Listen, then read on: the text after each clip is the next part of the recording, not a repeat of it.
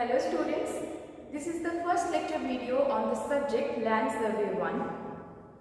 The first question that must be arising in your mind right now is why do we need to study this subject, or what is the importance of this subject in the career of a civil engineer? Then I am going to answer this question with a very small example.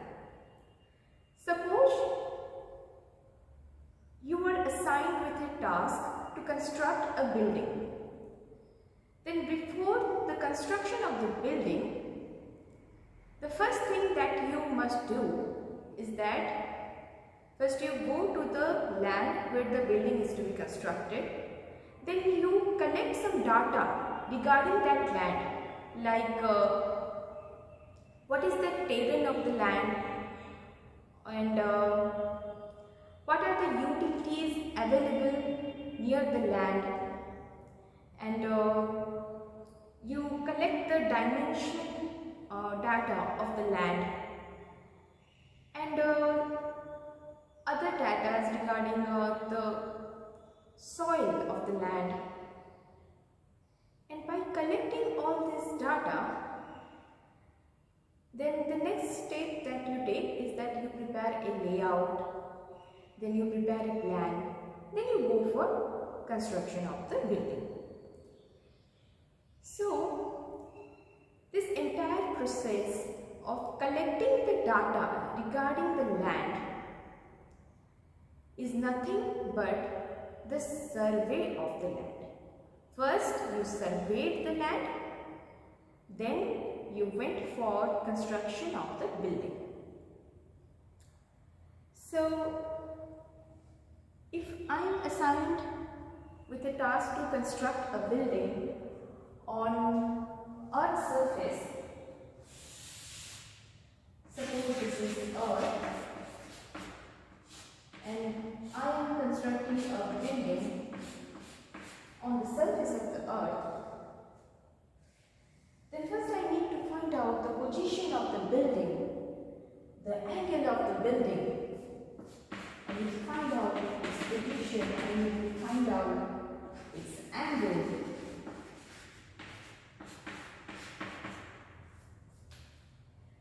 If there is another building on the surface of the Earth, and I need to find out the horizontal distance between these two buildings, and if one of the building is constructed at a higher elevation than the other one, then I can find out the difference in the vertical distances of the two buildings. And in order to find out these horizontal distances, these vertical distances, the relative positions of these two buildings, I had to study surveying. So, surveying is the art or science of determining the relative positions of various points above, on or below the surface of Earth. That is what I have written here, that survey is the science or art of determining the relative positions of various points above, on or below the surface of the Earth. And the relative positions are determined by measuring the horizontal distances, the vertical distances, the horizontal angle, and the vertical angles accurately by using various surveying instruments. Then next, let's see what are the objectives of surveying. First one is to take measurements to determine the relative positions of the existing features on or near the ground. So, the first objective of surveying is to take the measurements to determine the relative positions of the existing features on or near the ground. second objective is to mark the positions of the proposed structure on the ground. And what is the third objective? Third objective of surveying is to determine the area and volume.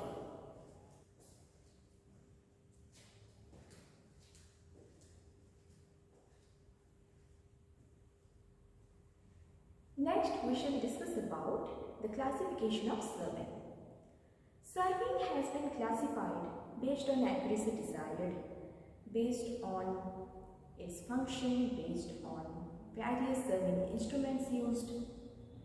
So first, we shall discuss about the classification of surveying based on accuracy desired. So depending upon the accuracy desired, surveying has been classified into two categories. First one is plane surveying and second one is geodetic surveying. In order to understand this, first you must know the shape of the earth. The shape of the earth is oblate spheroid. So from this you can conclude that the earth's surface has got curvature. But in plane surveying, we do not consider the curvature of earth and we assume it to be a flat surface. In plane surveying, the curvature of earth is neglected and it is assumed to be a flat surface. Whereas in geodetic surveying, it is the type of surveying in which curvature of earth is taken into consideration. Fine. Let's move to the next point. In plane surveying, a curved line on the surface of the earth is considered mathematically straight. So, actually the earth's surface has got curvature, but in plane surveying, we are assuming it to be a straight line. If this is a level line,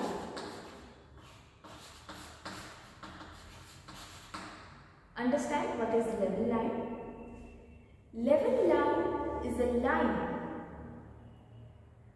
where all the points lying on the line are equidistant from the center of the earth. If this is the center of the earth, then all the points on the level line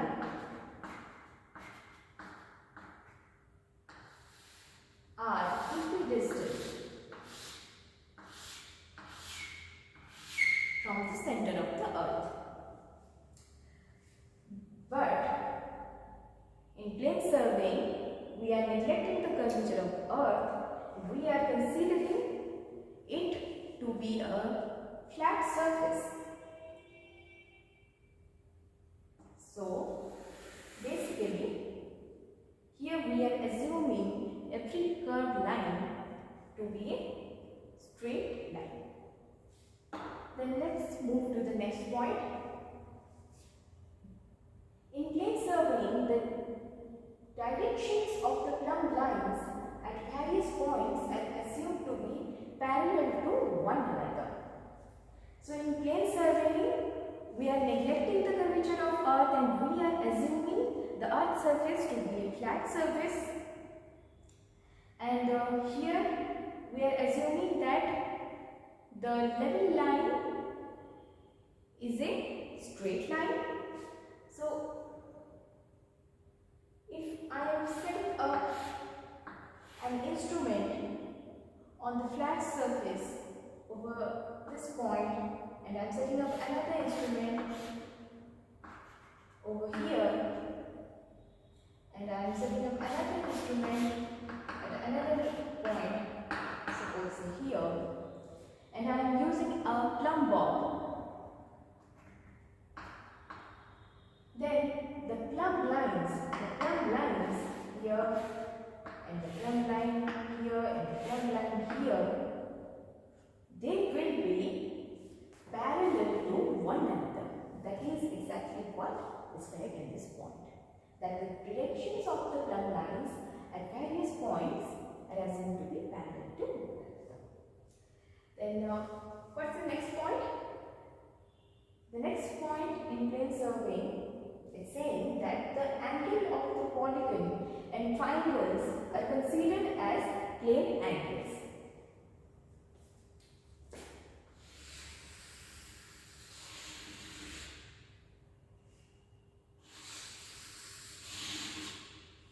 Suppose this is the Earth's surface. I am taking a point A on the Earth's surface. I am taking another point B over here. I am taking another point C over here. In plane surveying, the first assumption is that we are neglecting the curvature of Earth and we are assuming that the Earth's surface is a flat surface. So, if I am joining these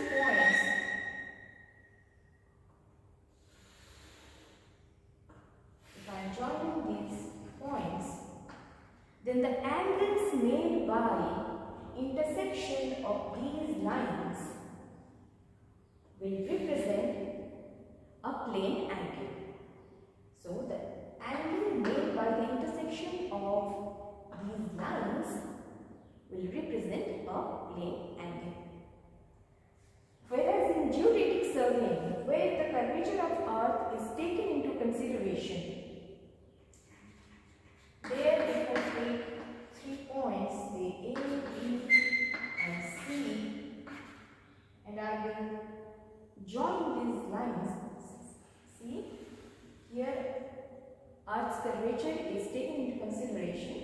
So, I am joining these lines like this.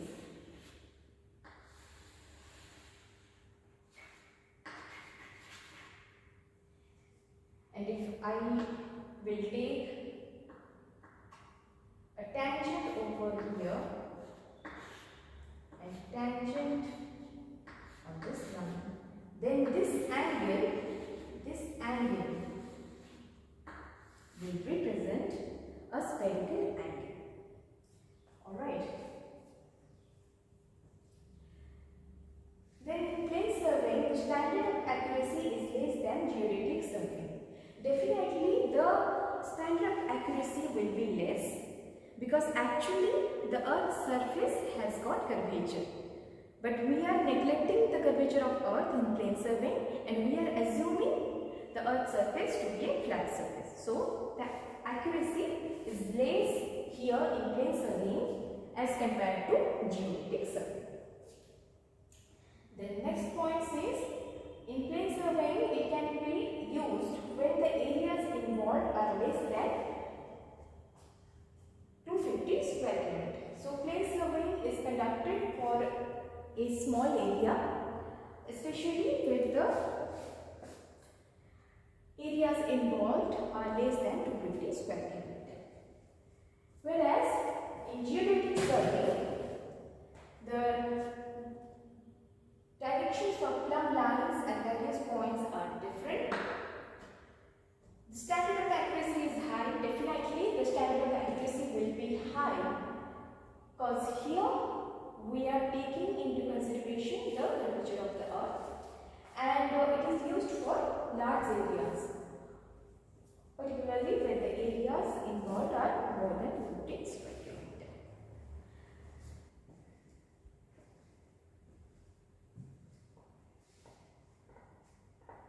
Next, we should discuss about the function and classification.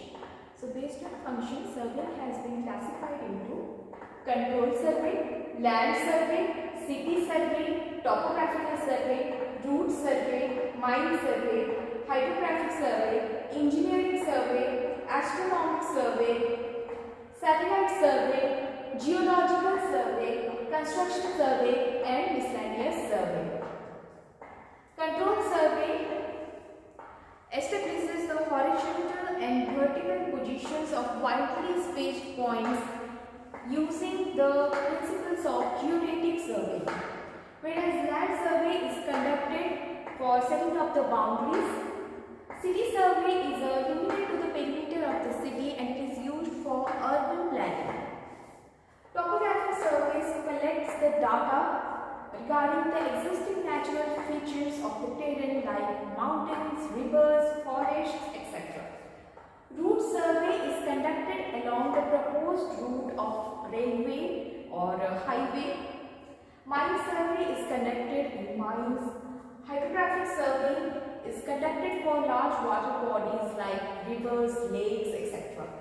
Engineering survey involves collection of data and designing, whereas astronomical survey helps in finding out the latitude, longitude and the local time of various places on the Earth's surface with the help of the heavenly bodies like the Sun. Satellite survey helps us to collect the data with the help of the artificial satellites. Geological survey is conducted to collect the data on the various strata of Earth. Construction survey is conducted after the planning and designing has been completed. Then construction survey is carried forward. Miscellaneous survey includes archaeological survey and military survey, etc. Then let's move to the next category of classification, which is based on the instruments used. So based on the instruments used, surveying has been classified into chain surveying, compass surveying, leveling, plane table survey, theodolite survey, tachymetric survey, photogrammetric survey and idiom survey.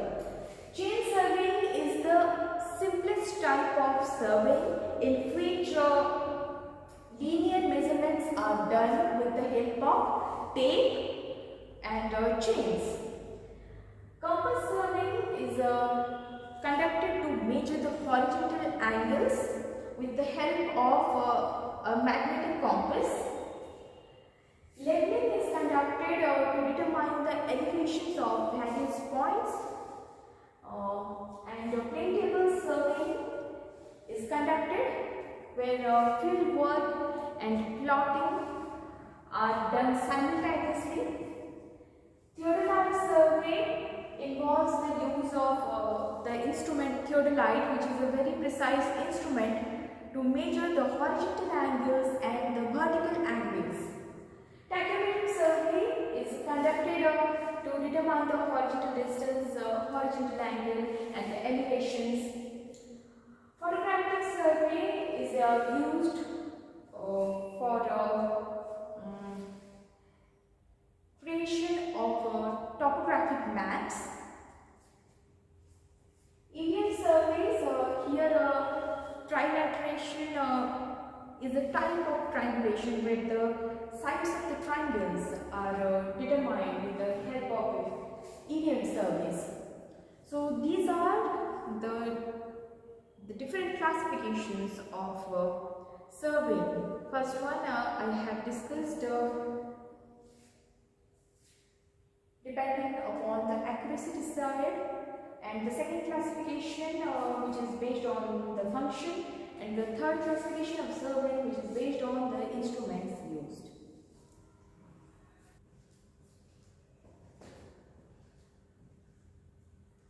Next we will discuss about the principles of surveying.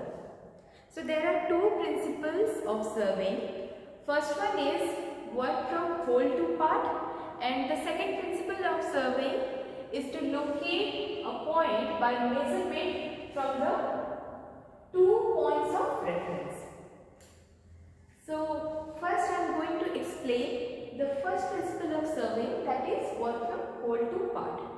So what will be the problem if we work from part to whole? Okay, so I am going to explain this with an example. Suppose point A is the starting point of a field and point B is the finishing point of a field, and we are going to measure the horizontal distance between point A and point B with the help of a chain. And here first I am going to work from part to whole. surveying, say here the chain surveying. I am going to start the chain surveying from point A. I am going to measure certain distance, a small part, then I will proceed again, then I will proceed, and eventually I will come to the last point of measurement. So this kind of work will represent part to whole. Okay, suppose I have started the survey work from point A and I measured the distance and I made a little error in measurement, and now I got the point C dash over here. Okay, now I will take another measurement from point C dash and I will again find another point D dash, and with respect to D dash I am again going to measure the distance and I got a point E dash, and from E dash I started measurement and I got a point F dash, and from F dash again I have done the measurement and I got point D dash. So look, finally when I am getting to the last point, which was supposed to be here, but due to accumulation of error with every measurement, I am getting the last point over here, D dash. But if I work from whole to part,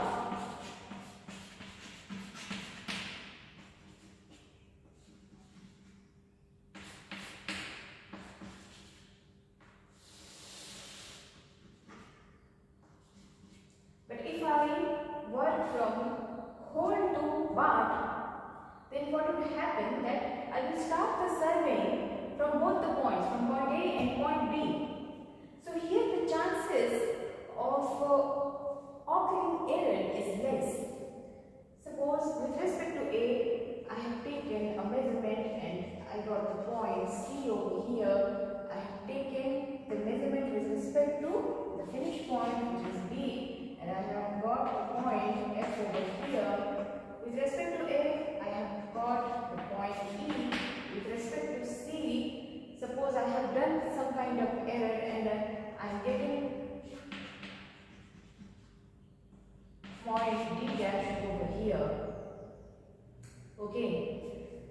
So if I am getting erroneous result here, when I am working from whole to part, I can prevent the accumulation of error and I can neutralize this error. Here if I am not getting the actual point B and I am getting an erroneous result, so I can definitely neutralize this error and I can prevent the accumulation of error while working from whole to part. So that is why we always go for whole to part rather than going from part to whole, because while working from part to whole, we cannot prevent the accumulation of error and suddenly we cannot neutralize or localize the errors. Because here you see the first error is very small, but we are taking the next measurement with respect to the previous erroneous result, so on and so on. So that is why the errors are accumulating while working from part to whole. But in case of whole to part, we are taking the measurements from both the control points A and B, and we are taking the measurements from point A and from point B, and then we are establishing the points C and F. So that is why here the accumulation of error is less, and also it can be prevented and it can be localized. The errors can be localized. So points and to fix them with high precision. And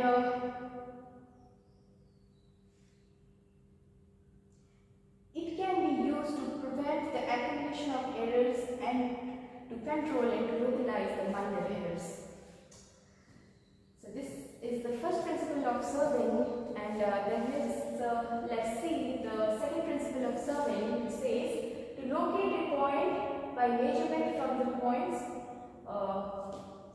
To locate a point by measurement from 2 points of reference.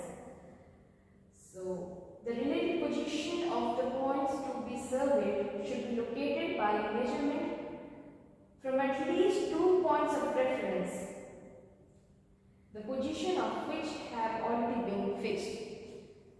So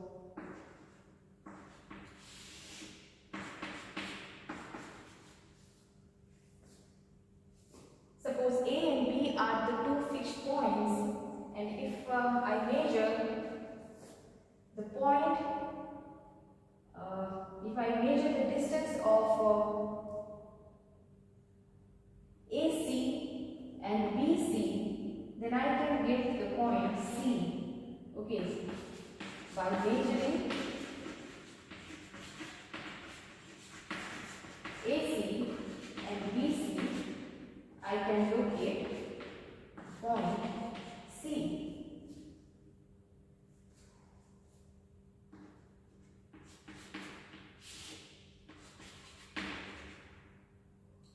Again, if I have got the angle ABC and the horizontal distance between BC, I can again plot the point C. So in this manner, we can locate a point by measurement from 2 points of reference. So these are the 2 principles of surveying.